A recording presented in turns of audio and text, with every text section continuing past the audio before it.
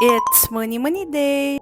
Just an eldest daughter with big dreams, side hustling para makapag-ipon sa dream business Tara, ko. Muni-muni tayo!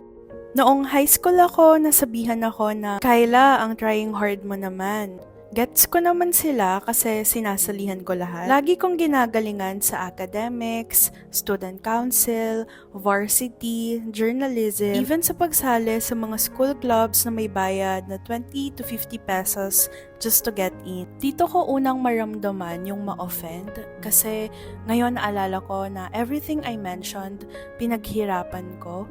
It was never given to me out of my privilege.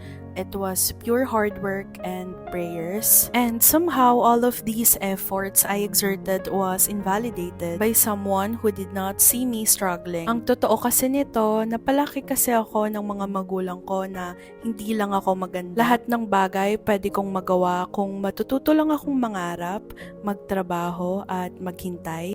Pero siguro trying hard nga talaga ako dahil hindi ako nilimitahan. Binusog ako ng pagmamahal, pag-unawa at bilib sa sarili ng mga taong nagpalaki sa akin. Trying hard nga talaga ako na maabot lahat ng mga pangarap na ako lang ang nakakaalam. Kaya siguro, trying hard nga talaga ako.